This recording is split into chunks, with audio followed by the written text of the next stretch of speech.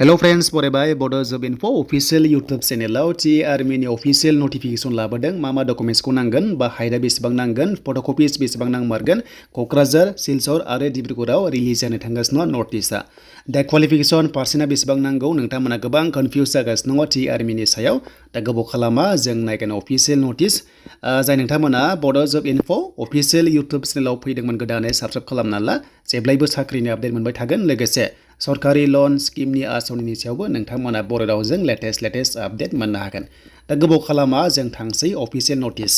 दा अफिशियेल नटिसआ बे नोंथांमोननिया मोनदोंनै दा जागायगोन नोंथांमोननि रिलिया 2 नभेम्बरनिफ्राय जागायनानै 2 जागोन आसाम स्टेटआव एबा नर्थ इस्टआव आरो ओके स' बे अफिशियेल नटिसआ तिनसुकियानि डिब्रुगड़नि सराइदेव शिबसागरनि थाखाय माने जानो गोनां रिलिज डेट प्लास अफिशियेल नटिसआ गोरोबखायो मानोना माखासे क्राइटेरिया गोरोबो दा बे पस्टआ बिथांमोननिया जिडिया 165 दङ नाथाय क'क्राझाराव जानो गोनाङा बांसिन दङ पस्टआ ओके बे जाबाय माने आपार आसामनि अफिशियेल नटिसखौ लाबोदों नाथाय अब्लाबो गासैबो क्राइटेरिया सेम जायो बाट रिलिज डेटआल' आलदा दङ स' बेखौ जों मिन्थिबाय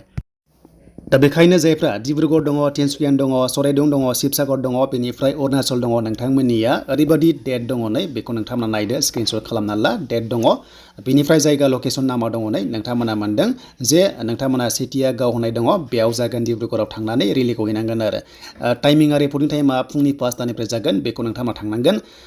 मा जागोन इभेन्ट्सआव नायोबा फिजिकेल फिटनेस टेस्ट जागोन आरो बेसेबां खारनांगोन बेनो जाबाय 1 माइल खारनांगोन नोंथांमोना बेनिफ्राय पुल आप्स दङ बेलेन्स दङ बेनिफ्राय 9 फीट डिस्ट दङ एन्ड बेनिफ्राय ट्रेड टेस्ट फर ट्रेड्समेन दङ माने ट्रेड्समेनफोरा ट्रेड टेस्ट लागोन बाट जिडियाव लाया आरो देन लोगो आरोबाव पास जानाय लोगो बेनो जाबाय बि नाम्बाराव मेडिकेल टेस्ट लानाय जागोन ओके देन नोंथांमोना बेखौ मिन्थिबाय माने ओइदिनखालिनो फिजिकेल टेस्ट आरो मेडिकेल टेस्ट जागोन आरो एग्जामा लासैनो नटिस मोनगोन देन बेयाव क्राइटेरिया स' क्राइटेरिया सल्जार जिडियाव बेसेबां नांगौ दाना फैबाय गुवारै डिसकास खालामसै स' बेयाव लिरनाय बायदिबा 10 पास खालामनांगोन ओके 10 पास खालामनांगोन बेनिफ्राय 8 पास खालामनांगोन बेनिफ्राय एचएस पास खालामनांगन नाथाय पोस्ट वाइसआवहायसो दङ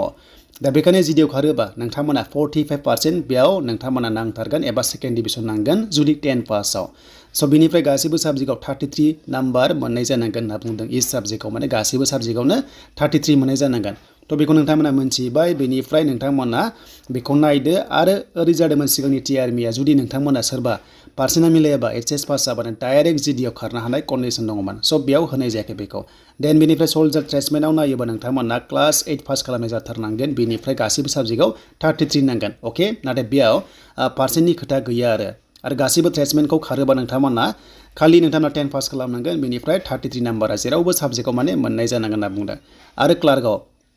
दा क्लार्कआव नोंथांमोना एचएस पास खालामनांगोन आर्ट्सआ कमार्सआ साइन्सआ जायखिजाया बेनिफ्राय 60% एबा फार्स्ट डिभिजन थांनाय जाथारनांगोन आरो गासैबो साबजेक्टआव 50 नाम्बार नोंथांमोना मोननाय जानांगोन बेखौ होनदों ओके बेखौ नोंथांमोना जाहाथे नायो आरो स' बेनिफ्राय नोंथांमोननि वाइटखौ नायोबा स' वाइटआ जाबाय 50 केजिया मिनिमाम जाथारनांगोन बिनि खमबा जानाय नङा बेखौ बेयाव होनदों एन्ड सेसखौ नायोबा 82 सेन्टिमिटार एक्सपेन्ड खालामबा आनएक्सपेन्डआव नोंथांमोना नायोब्ला 77आ नर्मेलाव जाथारनांगोन बेखौ बुंदों नाथाय जोंनि एसटिफ्रा एसे कनसिडार थायो बेखौ नोंथांमोना टेनसन दाला स' बेनिफ्राय डकुमेन्ट्सआ मा नांगोन डकुमेन्ट्सआ मा नांगोन जों बेखौ गासैबो नायनोसै देन बेखायनो नोंथांमोना नैबे मोनसेखौ नाय अप्सना एक्स सार्भिसमोनना एसे कनसिडार दङ बेखौ जों बुंथ'ला बेखौ नोंथांमोना रोंखासिगोन देन बेनिफ्राय जोंहा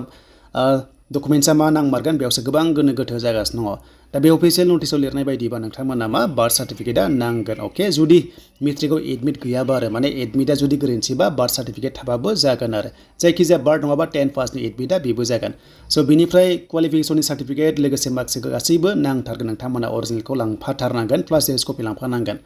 देन डमिसाइलआ नोंथांमोना नांथारगोन डमिसाइल नांगोन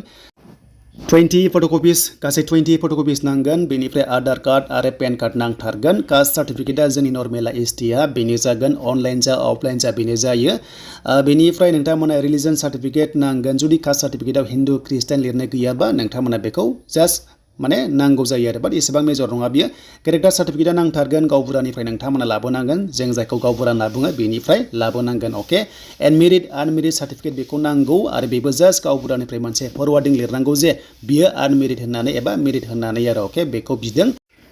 नेक्स्टआव बेनो जाबाय नोंथांमोननि रिलेशनशिप सार्टिफिकेट दङबा जायफ्रानोखि रिलेशनशिप थायो हमना ला सोरबा एक्स सार्भिसमेन दङबा बेखौ माखासे डिक्लेरेसन लांनांगौ एफिडेभिट खालामनानै बेखौहाय नोंथांमोना लाङोबा माने बांसिन चान्सआ दङ आरो बे टि आर्मियावहाय ट्रेन्सपर्टनि सार्टिफिकेट दङबा नेशनेल स्टेटनि दङबा नोंथांमोना जाहाथे लाङो बा गभर्नमेन्ट बडिस जायखिजाया गभर्नमेन्ट सेक्टराव गेलेनाय दङबा नोंथांमोनाबो जागोन आरो अके स' बेखौ लांफानो होदों जुदि लांनो हायोबा मोजां ब'नास मार्कआ नोंथांमोना मोनगोन आरो टि आर्मियावहाय दा बेनो नोंथांमोननि माखासे डिटेल्स दा नैबे जाबाय नोंथांमोननि क'क्राझाराव जानो गोनां रेलि अफिसियेल नटिफिकेसना बेनोमोन दा पस्टआ जिडिआव बांसिन दं सराइकलायाव जानो गोनाङा क'क्राझाराव दा बे जासिगोन 19निफ्राय जागायसिगोन बेखायनो बयनिसिमबो अल द बेस्ट थाबाय जाहाथे नोंथांमोना बयबो पास खालामो आरो फिजिकेल टेस्ट मेडिकेल टेस्टआ सेम जागोन बाट एग्जामा माब्ला जागोन बेखौ नोंथांमोना जायफ्रा सेलेक्ट जायो नोंथांमोना मेसेज खालामगोन बा नोंथांमोना खबरखौ मोनगोन